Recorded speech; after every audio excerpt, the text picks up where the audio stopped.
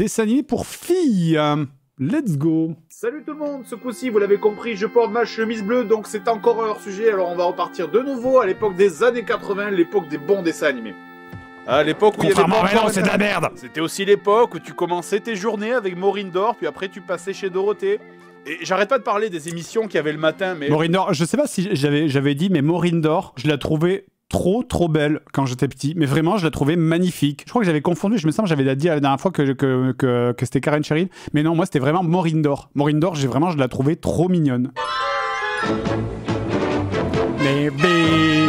Davy Crockett. C'était le générique de Disney Parade d'après-midi. Trop bien. Quand tu voyais ça, ça passait à 15h30. C'était le truc qui t'indiquait en général Disney Parade le dimanche après-midi. C'était ça commençait à t'indiquer la fin du week-end.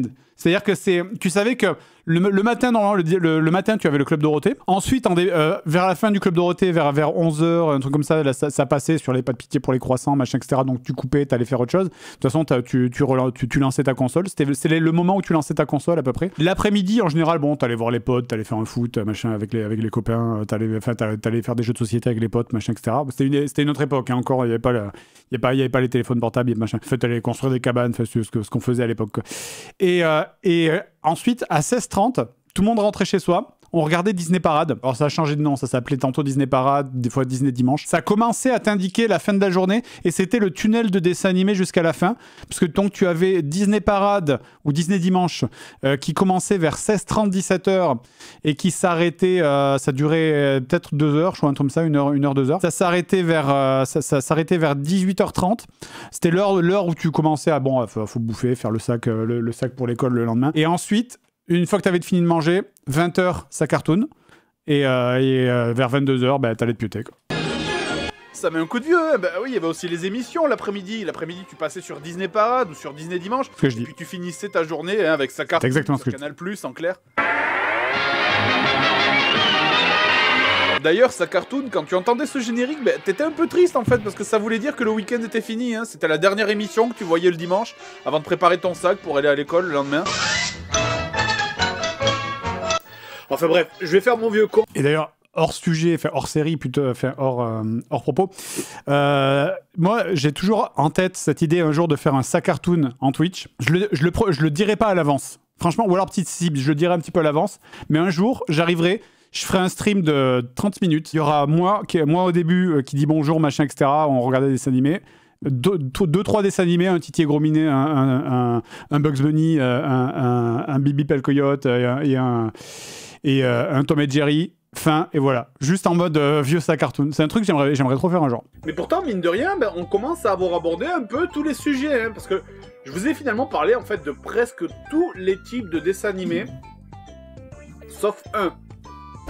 Parce qu'il y a un type de dessin animé dont j'ai presque jamais parlé. Un type de dessin animé qui pourtant devait bien occuper facilement un tiers du temps d'antenne. Et vous savez bien de quoi je parle, puisque c'est justement à cause... C'était ça en général, t'avais un tiers de dessin animé pour meufs, entre guillemets, un tiers de dessin animé. Le truc c'est que les dessins animés... Je sais que maintenant il n'y a plus vraiment de dessin animé. Je crois pas qu'on puisse dire qu'il y a vraiment de dessin animé pour filles, parce que même les trucs genre Witch, Winx, c'est quand même unisexe hein, maintenant. Mais à l'époque, t'avais vraiment les dessins animés pour filles, tu les identifiais vraiment clairement. C'était vraiment... T'avais vraiment genre quand tu voyais Candy, c'était vraiment genre c'était vraiment ciblé pour les meufs quoi. Bah oui, à force, tu savais qu'après tel ou tel dessin animé sur TF1, fallait zapper sur la 2 ou sur la 3 en attendant que passe l'horrible épisode de Candy ou de Sophie et Virginie. Alors bon, ça marchait pas à chaque fois quand même, hein, je veux dire. Souvent t'étais obligé Sophie et Virginie, pire dessin animé. De te mater l'épisode de Juliette Je t'aime pour pas louper le début des DBZ, mais ça permettait quand même d'éviter un sacré paquet de trucs chiants. Bien. Alors là c'était Juliette Je t'aime, mais en vrai Juliette Je t'aime c'était un petit peu rigolo quand même, c'était un petit peu sympa. Et aujourd'hui, on va C'était juste très mou. Allez, accrochez-vous les mecs, aujourd'hui, on va bouffer du dessin animé pour filles. Eh Seb, tu me transformes cette émission en truc gros et chiant pour nanas. Bon, évidemment, j'en rajoute, hein, bien sûr. S'il te plaît. C'est un personnage. Ok, ça marche.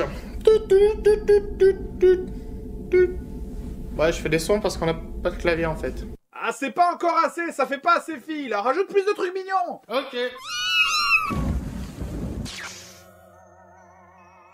Voilà, c'est rose. Alors, je dis ça en plaisantant en moitié, mais effectivement, beaucoup de génériques de l'époque avaient une espèce de c'était les génériques français, bien sûr, c'était pas les génériques VO, mais ils rajoutaient ce qui s'appelle une letterbox en termes de montage. Une letterbox, c'est quand tu as l'écran qui est entouré de... Bah, par exemple, ce truc-là que vous voyez à l'écran, ça s'appelle une letterbox. C'est-à-dire que tu as le centre de l'écran qui est visible et le tour qui est flouté et qui est d'une autre couleur. Et donc, beaucoup de dessins animés de génériques européens, enfin français plutôt, mettaient ça à l'époque. C'est flou et c'est dégueulasse. C'est bien un dessin animé pour filles. Alors, déjà, c'est quoi un dessin animé pour filles, techniquement? Parce qu'il y en a plusieurs genres. Par exemple, on a les inévitables shoujo, type Candy, Georgie, Gwendoline, Lucille, où l'histoire se concentre autour d'histoires d'amour terriblement pas intéressantes.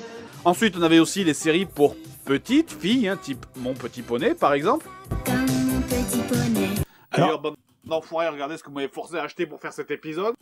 Faut savoir que à l'époque où on avait, c'était l'époque où on avait parlé la première fois de Mon Petit Poney, on avait parlé de la vieille version, mais la nouvelle version de Mon Petit Poney venait à peine de sortir, donc My Little Pony Friendship is Magic. C'est vraiment le début de la première saison, et il commençait à y avoir l'apparition de ce qu'on appellera plus tard les bronies. Suite à cet épisode, j'ai beaucoup de gens, d'ailleurs là si on le voit dans le décor derrière moi, il n'y a pas de petit poney encore, mais suite à cet épisode, il y a beaucoup de gens qui sont venus me voir en convention pour m'offrir des petits poneys en me disant ah Fred, trop bien, t'es un brownies, machin, etc. Alors que pas du tout. J'étais absolument pas un brownies. Hein. Du coup, en fait, ça m'a surpris parce que moi-même, je me suis dit, mais attends, mais qu'est-ce que c'est que tous ces adultes qui sont. Pourquoi c'est quoi tous ces mecs là qui ont 20 ans qui viennent me voir en me parlant de petits poneys? Brownies, ah putain, c'est terrible. Vous vous souvenez même plus de ce que c'est? C'est terrible. Après, c'est vrai, ça a 10 ans quand même. Les brownies, autour de l'année entre 2012 et 2004, enfin, ça a commencé en 2011, 2012 par là, c'était les gens qui étaient fans de My Little Pony, donc les adultes qui étaient fans de My Little Pony, puisque donc la nouvelle série My Little Pony avait un côté, disons que ça s'adressait autant aux enfants qu'ils essayaient aussi de s'adresser un petit peu aux adultes. C'est-à-dire t'avais une deuxième lecture donc pour les adultes, et tu avais quelques blagues. C'est vrai que moi, en fait, suite à ça et suite à tout ce délire où les gens m'ont offert, parce qu'on m'a offert plein de petits poneys après ce truc, et du coup je suis moi-même allé voir parce que je me suis dit bon bah j'ai pas envie de mourir idiot, hein, si les gens, en général je pars du principe que quand 400 personnes te disent que quelque chose est bien, c'est que ça doit être bien, donc pour pas mourir idiot, je suis allé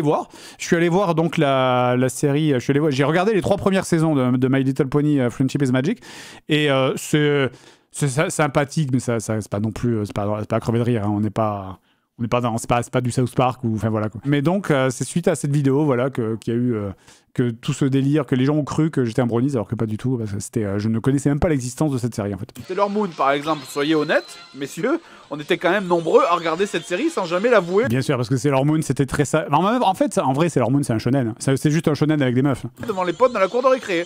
On avait tous une Sailor Moon préférée en vrai entre mecs. En vrai, même quand j'étais à cette époque au collège, je pense, on se l'avouait pas, mais on avait tous entre nous une Sailor Moon préférée, tu vois. C'était, on parlait de DBZ et puis après entre nous on parlait de c'est toi, et sinon Sailor Moon, moi je regarde pas, tu regardes, si tu regardes, c'est qui ta Sailor Moon préférée?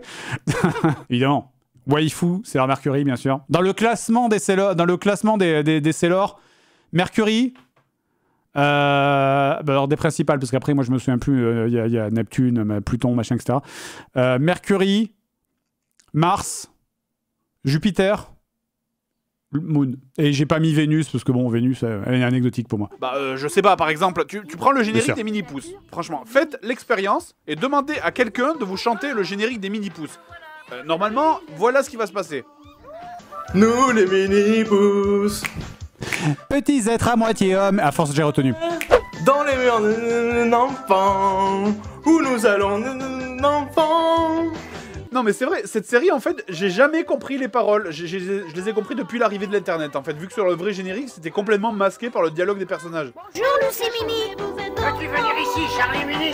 Et c'était pas la seule série à faire ça, hein. Prenez, tiens, Pole Position, une série que tout le monde a vue, hein, alors que bizarrement elle fait que 13 épisodes. Putain, je l'ai tellement vu cette série, Sérieusement, j'ai tellement vu 4 fois chaque épisode. Comprendre les Alors paroles. je détestais. T'étais pas censé nous parler des animés de filles? Oh. Bon, écoutez, histoire de commencer tranquillement, donc on va aborder une série dont j'avais déjà parlé brièvement dans le premier hors-sujet, Lucie l'amour et rock'n'roll. Salut, je suis Mathias, je suis chanteur chez les Beehive. Putain, c'est vrai que c'était Bref à l'époque. Il est eux parce que Bref était à la mode. Et ça c'est moins cool. Biachivé. Mais entre M'a fait beaucoup rire, c'est une blague à Sebs. nous, on l'appelle. Avant c'était une femme, maintenant c'est un homme, ou l'inverse, je sais plus. Ensemble, on écrit des Je chansons sens que j'ai encore le nez pris dans cet épisode, c'est fou, hein. Je suis encore enrhumé. Tout le temps enrhumé. d'amour sur les autoroutes.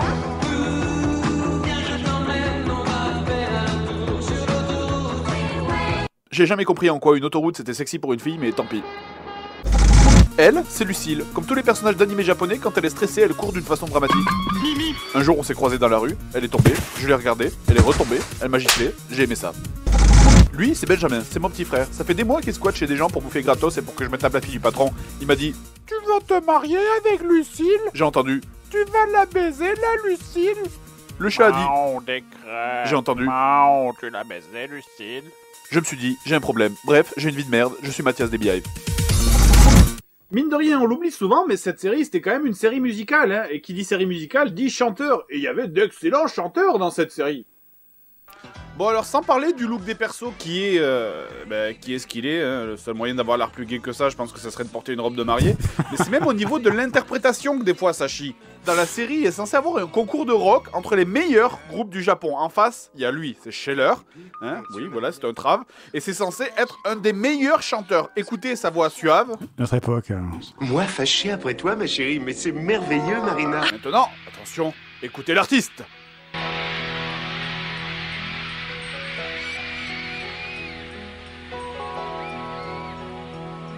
Lorsque tu comprendras l'amour qui est en moi, tu sentiras monter sur tes lèvres.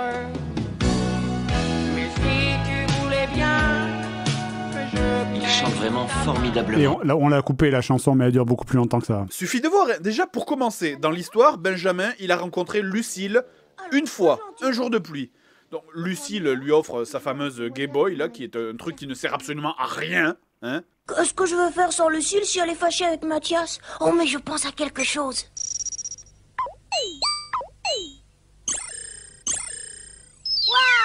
Y'a quoi à comprendre, là? Ça fait juste une putain d'étoile bleue. Comment tu en tires des conclusions? Espèce de malade. Ah, mon jeu est d'accord avec nous, regarde. Ça veut dire que tout finira bien. Oh, pauvre taré. Waouh! Regarde Roméo, le feu! Je vais tuer Lucille et brûler son corps. La voix de Ganesh, qui à l'époque nous avait contacté, que je ne connaissais pas du tout à l'époque, qui nous avait contacté en nous disant ouais, si t'as besoin de voix et tout, je peux te faire des voix. Et moi j'avais dit ok, je ne connaissais pas. Bah il avait pas un micro ouf, nous non plus, cela dit. Mais du coup c'est la première interaction que j'ai eue avec Ganesh 2, voilà. Et oui, c'est effectivement pour les connaisseurs, alors très pointu, mais c'est effectivement une rune, c'est la rune feu de Suikoden qu'on voit du coup qui est évidemment mon jeu préféré, petit easter egg du coup voilà. Lucille, oh, j'ai couru partout pour te trouver. Lucille, je t'en prie, ne pars pas. Attends-moi, Lucille. C'est horrible parce que cette gamine, elle a genre 14 ans, quoi, tu vois. T'imagines, elle est condamnée à une espèce de vie de femme au foyer, à devoir se servir de mère de substitution à un gosse insupportable, alors que genre, elle a 14 ans, tout ce qu'elle veut, c'est sortir avec ses copines, quoi, tu vois. Et oui, c'est complètement claim. Le truc de psychose, c'était une de nos premières raisons de claim, c'est juste claim. Il est complètement taré, que quelqu'un fasse quelque chose. Menteur!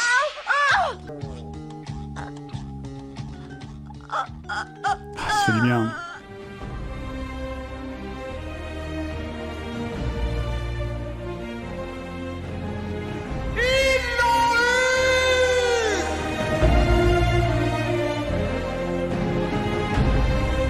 C'est ainsi qu'on peut dire. Ah oui, c'est vrai que c'était une des premières fois où on faisait des trucs avec les gens de Nesblock, parce qu'on commençait à bien s'entendre avec eux du coup. Oh oui, c'est fait. Et eux, ils étaient déjà en Bretagne, et nous pas encore, mais on s'apprêtait à les rejoindre. T'es sérieux, Oui, Benjamin? oui. C'est incroyable. Putain. Oh merci mon Dieu. D'ailleurs, sachez que si vous Donc, aimez évidemment, cette... vous aurez reconnu Usu, le célèbre islamo-gauchiste, bien sûr. Ah putain, c'est vrai. Or ça, on aurait tellement pu faire quelque chose On aurait tellement pu faire quelque chose. C'est donc la version, la version IRL de Lucie l'amour et rock'n'roll. Et je crois qu'on avait trouvé que quelques épisodes, mais ils étaient très très durs à trouver. Et surtout, ils étaient en qualité épouvantable. C'était déjà en 360p. Je ne crois même pas, c'était déjà en 240p à l'époque où on les avait pris. Et c'était il y a 10 ans peut-être. Donc imaginez maintenant, quoi. Ça doit être le truc qui doit être en 12 pixels par 4. Enfin. Mon Dieu. Oh mon... Alors j'ai été très déçu, il n'y a pas le chat dans cette série, où j'ai pas souvenir qu'il y ait le chat, ou en tout cas dans les épisodes qu'on a vus, il n'y avait pas le chat. Dieu, qu'avons-nous fait? Ah mais attends, il te reste pas des dessins animés à regarder encore? Alors, petite anecdote sur cette scène, c'est que donc là c'était un bidon, vous voyez, où je me renverse sur le truc, mais en fait il faut savoir que dans ce bidon, qui est un bidon que le copain de ma mère avait chez lui, il y avait un fond d'essence dans ce bidon. Du coup on l'a rempli, on a essayé de le vider bien sûr au maximum, mais donc il restait quand même un fond d'essence mélangé à l'eau, du coup dans ce bidon. Et quand j'ai fait cette scène et que je me suis renversé le truc, à un moment je crame une allumette. Ah mais attends, il te reste pas des dessins animés à regarder encore? C'est quoi le prochain? Je crois que c'est Georgie. En fait, je coupe avant, mais il y avait une allumette et je la craque et à un moment je me la jette dessus. Et en fait, il faut savoir qu'il y a une seule des prises, hein, la première je crois d'ailleurs, où vraiment ça a fait... Le truc a vraiment pris feu en mode... pas longtemps, mais ça a vraiment... Il y a eu une grosse flamme en mode... Ah ouais. Le truc, ça m'a un peu surpris. Après, ça s'est très vite éteint, parce que c'était quand même... Il y avait 90% d'eau pour 10% d'essence, quoi. Mais ouais, so hot. Saute, effectivement. Enfin bon, ça c'était pas très grave parce que c'est rien du tout, encore une fois. Le pire étant l'odeur. Ah, l'odeur, c'est évidemment la dernière prise qu'on a fait dans la journée où on a fait ça, mais tu te renverses de l'essence sur la gueule, ça pue, putain. Je vous dis qu'Abel revient demain, vous vous souvenez d'Abel? Georgie, hein, bien sûr, on en avait déjà parlé, c'est cette série où donc tu as deux frères qui essayent de se taper leur sœur. Bizarre. Je veux dire, en dehors du fait qu'ils soient frères et sœurs, enfin, ou presque, hein, vu que Georgie n'est pas vraiment leur sœur, ils ont juste grandi ensemble, il y a quand même un paquet de situations dans ce dessin animé qui sont... Oui, c'est leur sœur adoptive, mais ils ont quand même grandi, ils ont quand même fait toute leur enfance avec elle. Mais c'est quand même leur sœur officielle, tu vois, enfin... Par exemple, dans un des épisodes, Georgie va tomber dans l'eau et a très très froid. Son front est glacé. Les mecs qui disent « Oh bah ça va !» Ça va, c'est bon. Bon, alors voyons, regardons cette scène. Donc il y a une couverture, ce qui veut dire qu'il y en a probablement d'autres. Il y a une cheminée, ils peuvent peut-être aussi appeler le docteur. Quelle solution va-t-il choisir d'après vous? Il y avait vraiment aucun moyen plus efficace? J'imagine le mec qui est en mode, je suis désolé, moi je vois que ça, hein. T'es en train de se déshabiller. Non, je suis désolé, moi je vois que il y a vraiment que ça à faire. Vraiment, pas d'autre solution. J'aurai toute la chaleur de mon corps, toute la chaleur de mon amour pour te garder en vie, Georgie. Tu fais ça pour la réchauffer? Ouais. Ça t'ennuie si je reste pour regarder? Mais qui est comme ça. Après, bon, concernant la série, je peux pas la juger honnêtement, je veux dire, c'est tellement pas fait pour moi, mais on se promène de cliché en cliché, rien que pour ça, c'est insupportable. Ton père vit à Londres, il t'attend là-bas. C'est lui qui m'a envoyé te chercher. Que dites-vous, mon père est à Londres? Oui, il s'appelle... Ah putain, c'est interdit. Bon sang, on sait tous qu'il va crever avant de dire le nom, alors arrêtez de nous faire traîner pour rien. Dites-moi vite le nom. Il s'appelle Arg, mon dieu, Arg. Et il doit y en avoir plein dans la ville. Ah, mon dieu, mais est-ce que c'est possible d'avoir un truc plus niais que ça? Et mon ami, c'est mon petit poney. C'est terrible, je connais le générique par cœur. Et évidemment, hein, qui de mieux placé pour vaincre un sorcier démoniaque et une armée de dragons qu'une petite fille blonde de 12 ans? Je vais aider mes amis, j'aurai besoin de toi. Moi, mais qu'est-ce que je peux faire? Je suis forte. Tu peux m'acheter en plein d'exemplaires et prendre aussi le château. Mais repose-la, tu vois bien qu'à ça... Let's go, les enfants soldats, allez, c'est parti. Ah, rien, non? Bon, allez, voyons voir le film. In the world of darkness, a world of fairy and magic. The biggest threat of the world is upon us. You are the only one who can make it. Hang on! No! I'm gonna J'aurais pris cette musique, pourquoi? Parce que c'était la musique du lancement de trailer de Mass Effect 3 qui m'avait foutu des frissons de ouf, le trailer de lancement de Mass Effect 3. Évidemment, du tout cette promesse, bien sûr. Protector of the Earth, si vous voulez la chercher sur, YouTube. Excellente musique, une de mes préférées. Je vais juste accélérer parce que pour éviter le DMC.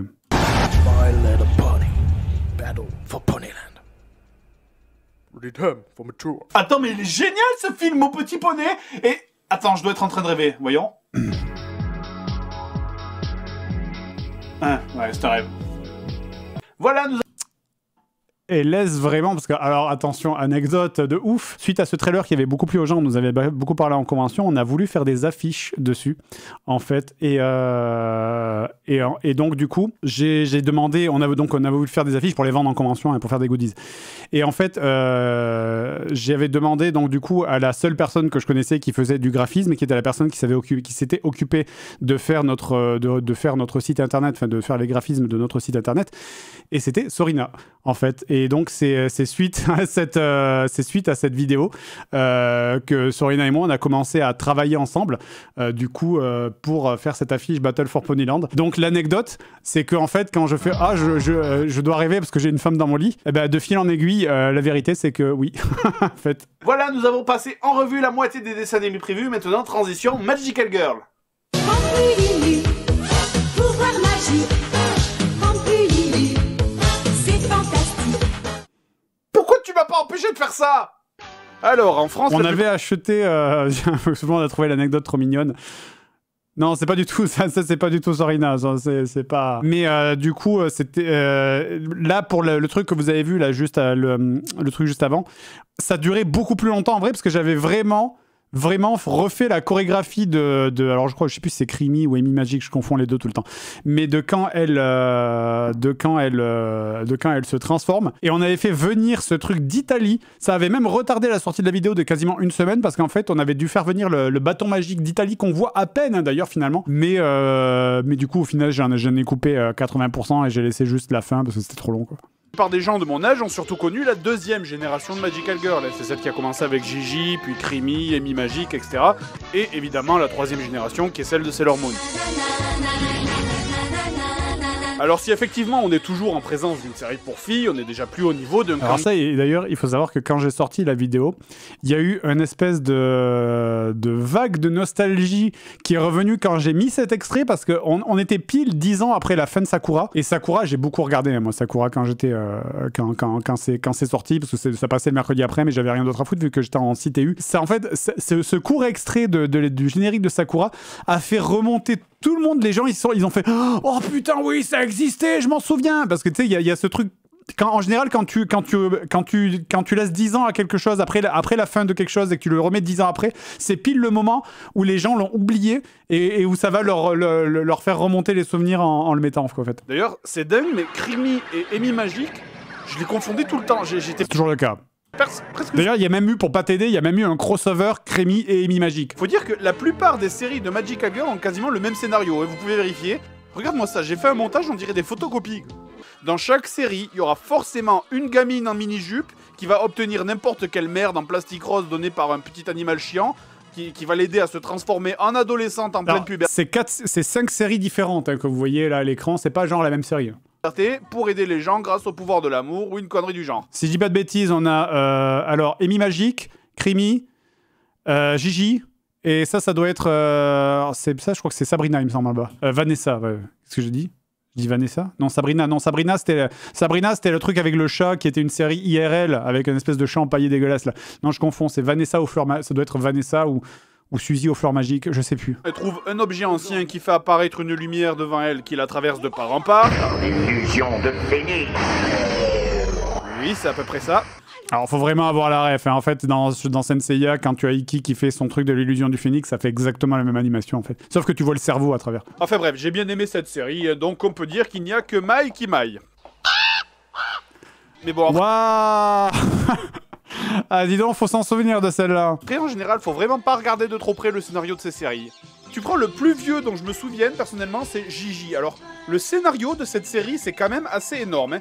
Dans le premier épisode, donc, on retrouve simplement un couple sans enfant qui n'a absolument rien à voir avec l'histoire. Et là, donc, tu as Gigi qui arrive avec sa caravane depuis l'espace. Mais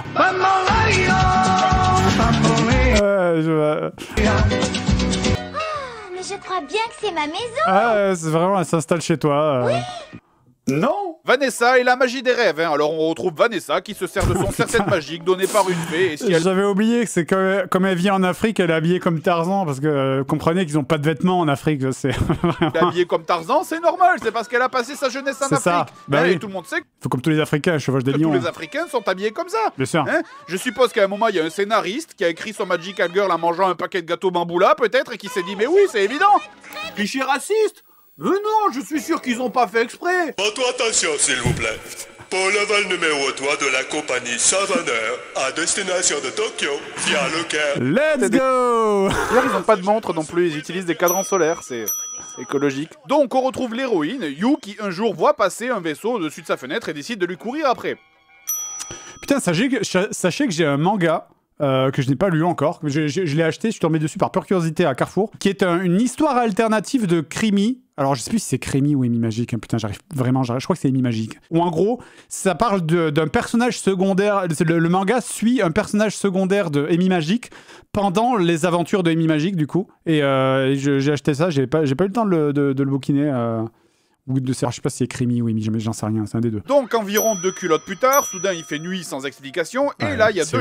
C'est ouf. Je me souviens plus si on a regardé les épisodes suivants, mais le mec, il avait vraiment un problème avec les culottes d'enfant. Donc ensuite, Yu et le lutin magique ont une discussion à propos de l'étoile merveilleuse, et elle vient d'essayer de l'étrangler. C'est trop bizarre ce moment, on n'a jamais compris, on n'a jamais su l'expliquer, ce moment où elle essaye d'étrangler. T'as le petit lutin qui arrive, fait « Oui, tu es dans mon vaisseau spatial, bienvenue », et puis elle essaye de le tuer. Et ça n'est pas expliqué du tout en fait. Là c'est vraiment, elle a pris, tu sais, elle était en mode ah c'est sympa, je vais te crever. Tu sais vraiment, il y a un truc qui, c'est peut-être faudrait le voir en VO, je pense. Alors d'après vous, si on mélange les 4 univers les plus roses et les plus mignons, ces jupes sont beaucoup trop courtes. Vraiment, ça n'existe pas les jupes comme ça en vrai. Du Japon, il se passerait quoi?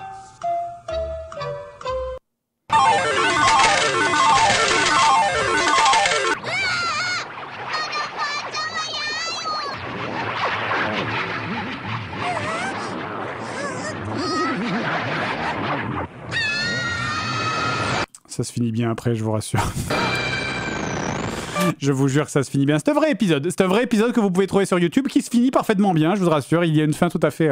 Elles s'en sortent. Elles s'en sortent et elles ont rien. Franchement, je suis sûr et certain que les mecs, quand ils ont dessiné ça, ils se sont forcément dit, à un moment donné, « Mais d'un tentacule,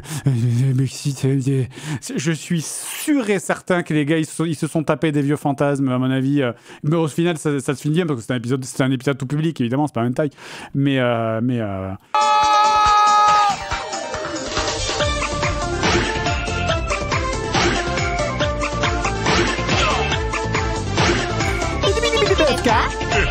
musique de Rythme Tengoku, que j'aimais beaucoup. Est-ce que c'est celle-là? Émission et dessin animé numéro 2, c'est bien celle-là. Hop, je mets ça en plein écran. Je laisse les sous-titres en espérant qu'ils soient bons. Je les couperai si c'est de la merde. Allez! Tout le monde, cette semaine encore, on repart pour un petit hors-sujet à une époque qui était vachement mieux, les années fin 80, début 90. Et pour lancer ça, jingle. Toujours dans l'objectivité, bien sûr.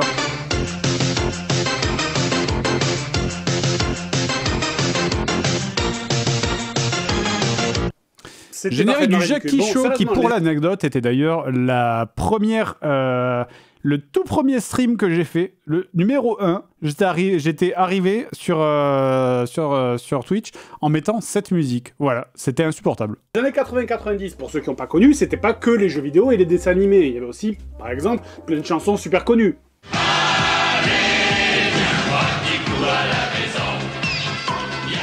Ça, c'est ma France. Elle est restée plus de 3 mois numéro 1 du top 50. Hein. Bon, après, ok, il y avait des chansons un peu moins profondes.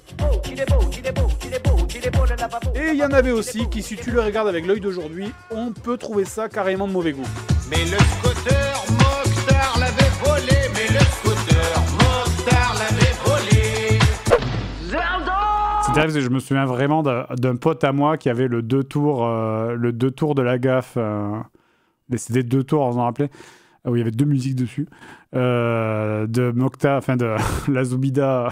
Ah, des fois, je m'amuse à imaginer la réaction générale du monde. Je pense que vraiment, le monde explose. Je pense que si on sortait un truc comme ça aujourd'hui, le monde explose. Vraiment. 2 pistes, pas 2 tours, bien sûr, 2 pistes.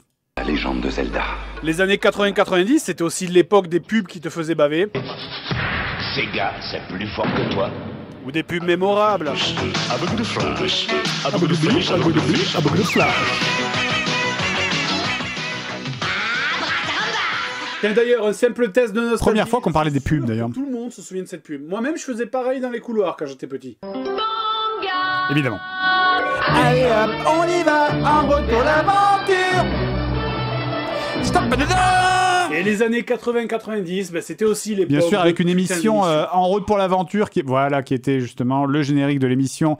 Je veux dire justement En route pour l'aventure, diffusée sur la 5, pourtant moi je croyais que c'était à la 3, et notamment où à la fin il y avait la fin de l'émission, c'était génial parce que tu avais j'avais pas réussi à le retrouver. Pour l'aventure, c'était une émission où à la fin les gamins devaient monter sur un mur d'escalade pour décrocher des filets qui étaient remplis de cadeaux, de consoles ou de jeux de société. C'était génial. Et sérieux, je crois que tout le monde bavait comme des cons pour être à leur place. Aventure nous voilà. Mais c'était pas la seule. C'était un truc où c'était des séries de mini-jeux. Il y avait beaucoup d'émissions comme ça où c'était des. Je sais pas pourquoi ça a disparu d'ailleurs. Il y avait beaucoup d'émissions où c'était des gamins qui participaient. Il y avait les Chevaliers du Labyrinthe aussi. Je sais pas si j'en parle. Émissions comme ça, il y avait aussi le Chevalier du Labyrinthe. Où Évidemment. Le gosse avait un casque qui l'empêchait de voir et se déplaçait sur des décors incrustés sur fond vert pendant que ses 2 potes le guidaient. Il y avait des énigmes, il y avait de la difficulté. Stop, stop. Il y avait aussi Cyberflash, émission. Ouais, et donc je disais, Chevalier du Labyrinthe, c'était le feu aussi. Hein. C'était en gros le principe, c'était il y avait des potes qui devaient le guider en mode genre à droite, à gauche, à droite. Et évidemment, c'était le bordel. Des fois, ils n'avaient pas le droit de parler. Il y avait des règles, machin, etc. Et En route pour l'aventure, c'était une émission où c'était basiquement un Fort Boyard pour les enfants, hein, en fait. Et ça a complètement disparu. En fait, c'est fou. On a du mal à se rendre compte à quel point les émissions jeunesse c'était omniprésent dans les années 90 et ça totalement disparu. Je pense que c'est peut-être parce que maintenant les jeunes ne regardant plus la télé et étant plutôt sur internet, parce qu'en général là c'est des gosses qui ont entre 7 et 12 ans à peu près. Je pense que maintenant les gosses ayant maintenant entre 7 et 12 ans étant plutôt sur internet, bah, du coup c'est pour ça qu'ils ont arrêté de faire des trucs pour eux. Le dernier truc dont je me souviens c'était Mission Piratac vers l'an 2000. Ouais mais ça a 22 ans quoi, du coup. Il y avait Télévisateur 2 où Cyril Drevet mettait une branlée sans pitié à tous les gamins sur Virtua Racing. On se reverra bientôt. Enfin bref, la télé de cette époque donc était remplie d'émissions qui étaient super sympas. Et aussi de quelques émissions qui étaient tellement connes et stupides que tu avais l'impression en les regardant que ton intelligence était aspirée dans un trou noir. Alors autant dans cette catégorie, franchement, je pourrais y ranger pas mal de séries de bien sûr, là, on a déjà fait leur série AB. Premier baiser, le collège des cœurs brisés. Mais c'est la première fois où on abordait ça. Miel et les abeilles, Hélène et les garçons. Mais bon, je vais pas en parler parce que je m'excuse. Je n'ai pas eu le courage de me taper 600 épisodes du Miel et les abeilles pour préparer cette émission. Faut pas déconner quand même. Mais tu l'auras plus tard, t'inquiète. Non mais sérieusement, le moment de cette série, c'était souvent le moment que les filles attendaient dans la journée, mais comment tu peux attendre un truc comme ça quoi ? Alors, c'était effectivement plus des séries pour gonzesses, mais c'était aussi le moment où les petits frères qui avaient une grande sœur devaient... Typiquement Seb, en fait, parce que Seb, lui aussi, pareil, il détestait ça. Mais comme il avait une grande sœur, il était obligé de subir ce que la grande sœur choisissait. Bref, à la place, je vais parler d'une autre émission qui m'a à peu près autant marqué que Téléchat, mais dans un autre style. Pas de pitié pour les croissants. Un jour, on consacrera un épisode à Pas de pitié pour les croissants. D'ailleurs, je crois que même les animateurs savaient que ce qu'ils faisaient, c'était débile. Hein, mais bon, c'était pour la déconne, quoi. Je veux dire, pour les jeunes qui connaissent pas... Alors, je crois que j'avais posé la question à Corbier en le voyant après une convention de l'époque où il était vivant. Hein. Je lui avais dit, bon, pas de pitié pour les croissants entre nous, hein. Voilà, quoi, c'était un peu de la merde, quoi. Et il me disait, bah oui, mais le truc, c'est qu'en fait, ils écrivaient littéralement leur sketch quelques heures avant, en fait. Il y avait rien, quoi. C'était juste ce qui leur passait par la tête. Et donc, voilà, ils faisaient... c'était vraiment écrit, genre, 1 heure avant, quoi.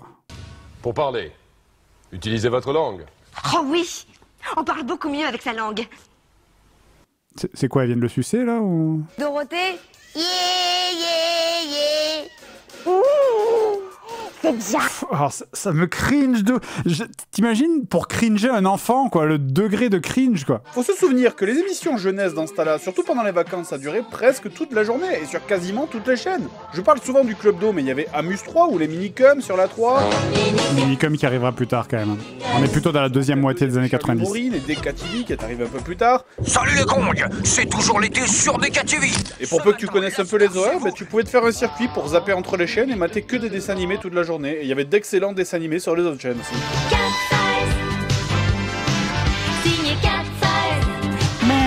Qui est dans le monde de Nicky Larson, le saviez-vous? Il y avait Ulysse 31, moi j'adorais cette série, le générique, l'histoire, le dessin animé, tout était magnifique. Et en même temps, je sais pas si je suis le seul, mais des fois je la trouvais un peu oppressante par moments. Entre par exemple les passages dans l'espace qui étaient appuyés par une musique assez flippante.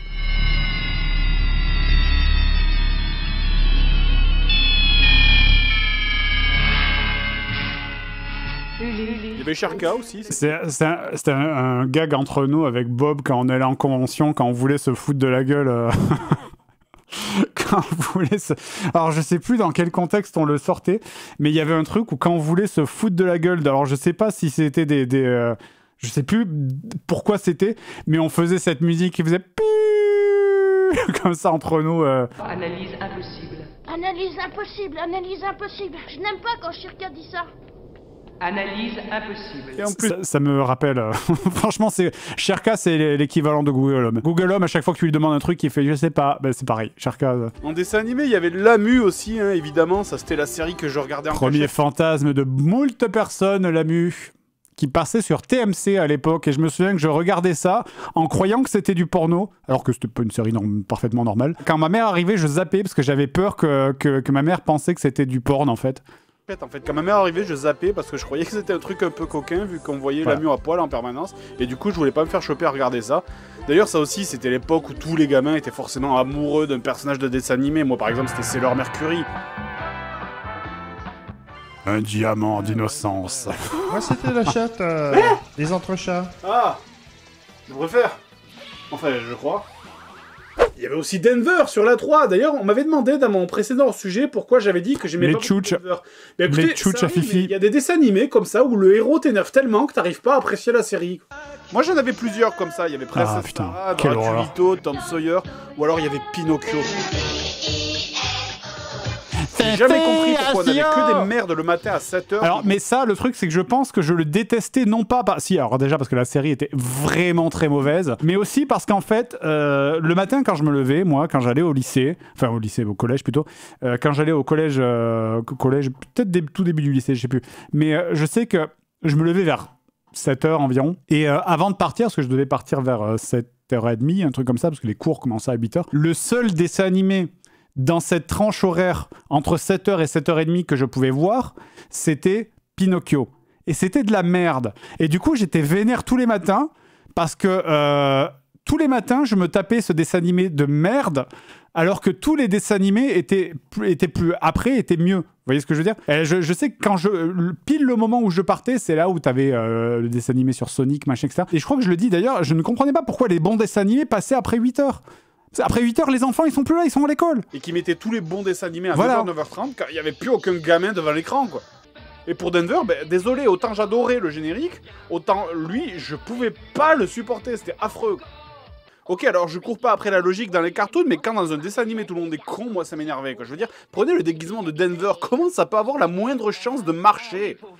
Enfin, il a quand même une queue de 3 mètres qui traîne derrière lui et un cou haut de 1 mètre. Et je te dis même pas les explications de merde fournies par les personnages, là, franchement. En vrai, Denver, c'était pas ouf. Ce petit dragon est un de vos amis? Ce n'est pas exactement un dragon, c'est une sorte de... En fait, c'est notre meilleur ami, il est tout à fait inoffensif. Quand les dragons tombent du ciel, c'est un bon présage. Très bien. Je sais pas savoir si c'est à cause amiante dans les murs, mais je crois à votre histoire. Littéralement tous les personnages asiatiques dans les années 90. Hein. Les Chevaliers du Zodiaque aussi, le titre avait rien à voir, et ça je suis sûr que personne l'avait calculé tellement que c'était évident. Bah oui, les Chevaliers du Zodiaque. Oui, c'est eux donc. Oui, et les Chevaliers du Zodiaque, c'est eux, c'est pas eux. Ou alors, Judo Boy. C'est vrai qu'on l'a calculé le jour où on a écrit l'épisode. Où on s'est dit, attends une seconde, les Chevaliers du Zodiaque, le Zodiaque, Judo Boy.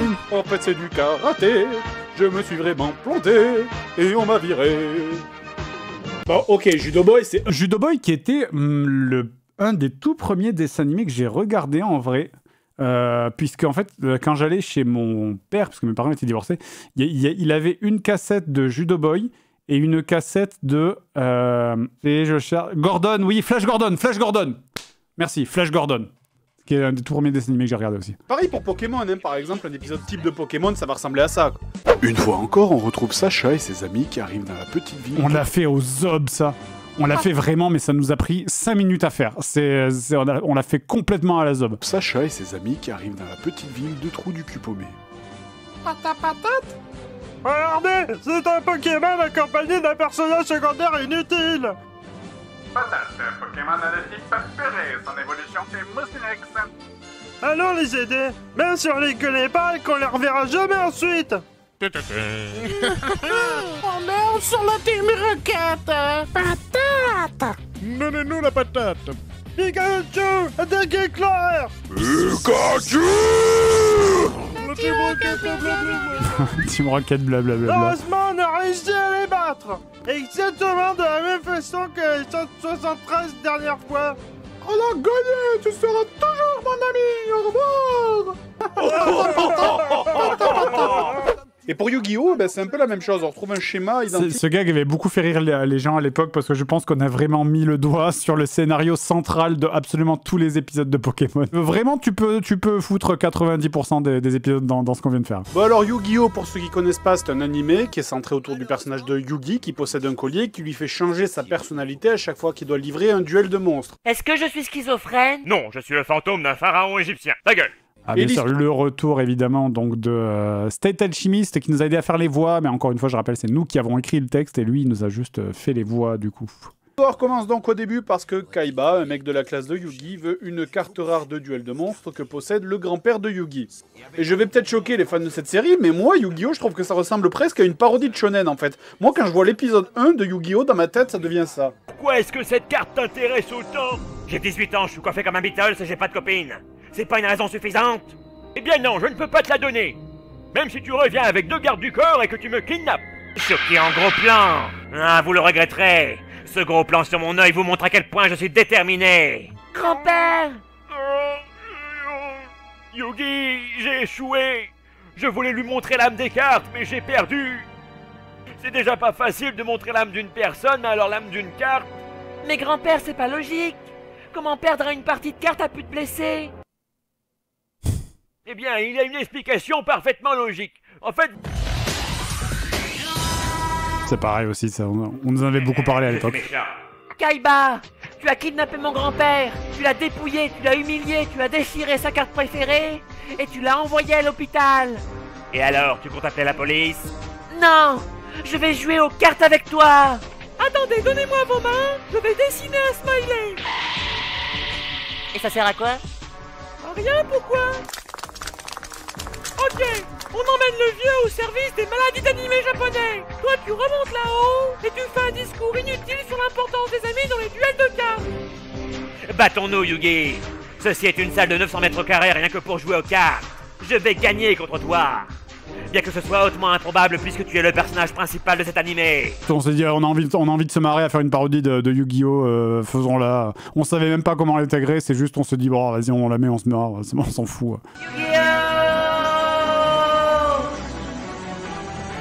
Pourquoi il gueule son prénom? Il est con ou quoi? Je ne suis plus le même, Kaiba. Regarde-moi bien. Mes sourcils sont froncés maintenant. Ah, je n'ai jamais vu des sourcils aussi froncés, c'est impossible. Et ma voix a changé. Bon sang, moi qui te prenais pour un simple lycéen avec un look emo. Et en plus, j'ai un quart de smiley sur la main. Et tous les bruitages de DBZ. Mais ton quart de smiley est impuissant ici. Personne n'a jamais réussi à me battre. Je vois. C'est parce que tu es le champion du monde. Non, c'est parce que cet animé n'a aucun sens. Personne n'a jamais compris les règles de ce jeu. Bon sang, comment puis-je le battre? Je me souviens qu'on avait hésité à la mettre, cette réplique, parce que Seb il me disait, bon, si, les gens qui savent jouer au jeu, ils ont compris. Mais moi, j'avais essayé de m'intéresser aux règles du jeu, et j'étais en mode, ouais, je comprends rien. D'où la présence de cette phrase, en fait. Yugi, tu dois te venger! Grand-père, tu es mort? Bah non, pourquoi? Alors pourquoi parles-tu comme un fantôme? Eh bien, en fait, c'est très simple. Je sais, je me rappelle ce que me disait grand-père. Yugi, les cartes sont tes amis. Mais c'est triste, tu pourras avoir des vrais amis quand même à ton âge. Je dois avoir foi dans les cartes. Le ballon est mon ami. Non, attends, ça c'est dans Olive et Tom. Yugi! On est tes amis, Yugi! Et confiance en tes amis, Yugi! Cette hallucination a raison. Je dois croire en mes cartes et en mes amis. C'est fini, Yugi. Tu n'as aucune chance de me vaincre. Ton paquet fait au moins 1500 cartes. Statistiquement, tu n'as aucune chance de trouver la carte qui te permettra de... Oh, va te faire foutre. Prends ça, Kaiba. Ma carte est la plus puissante. J'essaie de m'énerver, l'animé c'est toujours la règle du pif, toujours ils tombent sur la carte unique, sur leur paquet gigantesque. Non, c'est impossible. Ce scénario était pourtant trop prévisible. Ah.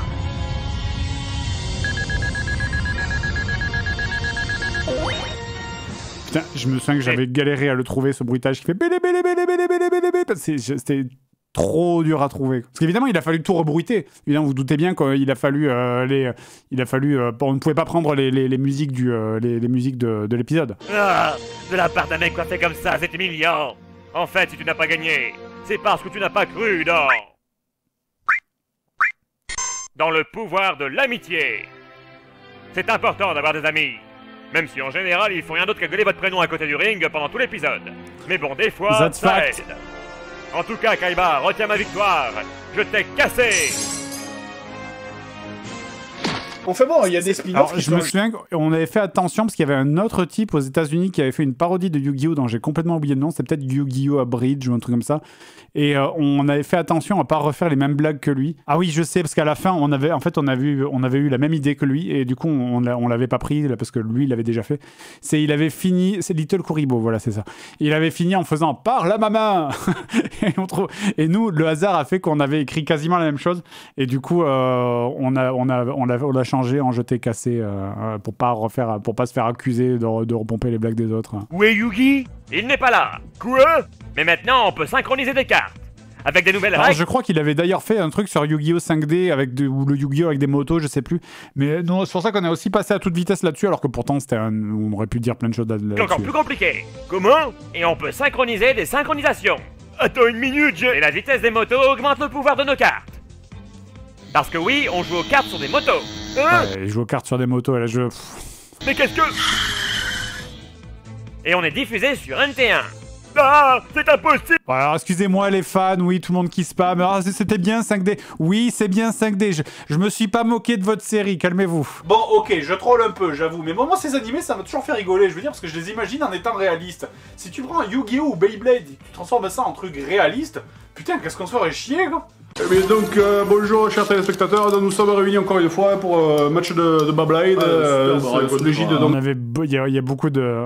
Je crois que j'avais fait une scène, un bêtisier sur cette scène parce qu'on avait beaucoup rigolé. En plus, on crevait de chaud, ça devait être l'été. Dans ce stade du Poitou-Charentes. Bon, écoutez, ce match a commencé. Est-ce que vous pouvez nous expliquer un peu les règles? Écoutez, dans les règles, pour faire simple, la toupie, les toupies, tournent. Voilà, c'est plus ou moins ce qu'il faut retenir. Je crois qu'on avait galéré à trouver un extrait de duel de Beyblade, parce que très souvent, c'est des gens qui le filment à la zob avec leur caméra qui bouge, ou alors des mecs qui parlent par-dessus, ou ils font des gros plans et des inserts, machin, etc. Là, non, on voulait juste la tristesse absolue d'un vrai match de Beyblade, où c'est juste des toupies de merde qui se rentrent dedans, et ça dure genre beaucoup trop longtemps, et il se passe rien, et on voulait vraiment avoir cette tristesse infinie en fait. Voilà, cette vidéo est terminée. Comme on a commencé par un Jiggle Regard et que je sais que beaucoup d'entre vous ont toujours été frustrés de ne jamais voir leur nom apparaître au générique du Club Dorothée, et qu'en plus je sais que beaucoup d'entre vous vont fêter leur anniversaire cette année, eh bien voilà mon cadeau. Merci. Et on finit sur... Ah, Club Grenier, c'était avant Club JDG du coup. Hein. Qui étaient les vrais noms. Puisque du coup, j'avais demandé aux gens qui étaient nés la date de sortie de la vidéo, c'est-à-dire le 24 août, et qui étaient des abonnés, j'avais demandé sur Facebook de m'envoyer de m'envoyer donc leurs prénoms. Et donc ça, c'est vraiment des vrais noms de gens qui étaient des fans de nous. Peut-être maintenant ils le savent plus, ils le sont plus maintenant. Hein. Mais voilà, donc c'était des vrais noms. Voilà. Et ça, c'était évidemment le génial. C'est la musique Club Dorothée, la musique anniversaire du Club Dorothée en fait. Qui y est ? Bah félicitations. Peut-être qu'il y en a peut-être qu'il y en a dans le chat qui y sont hein, d'ailleurs. Je crois qu'il y a un bêtisier à la fin. De la préhistoire. Et c'est une console sur laquelle la vidéo je jouais. Oh là là, j'ai vu venir un carambolage de mots là. Jean-Michel, votre analyse donc. Tout à fait, mon cher Augustin, je pense. C'est à chaque fois avec Seb, on se donnait des prénoms inattendus, genre Jean-Yves. Et du coup, c'est ça qui nous faisait éclater de rire. Vraiment, ce truc ne mérite pas de vivre, quoi.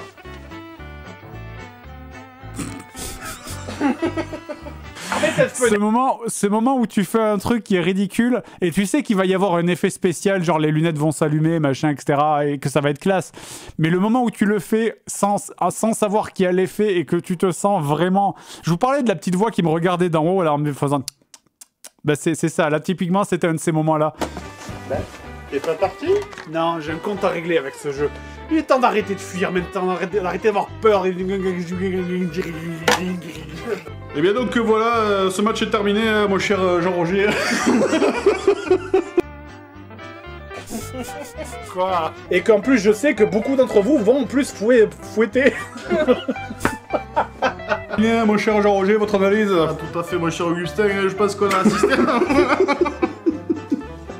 Si à ça tu rajoutes la fatigue en plus. Oh putain, on va y arriver. Allez. Banana.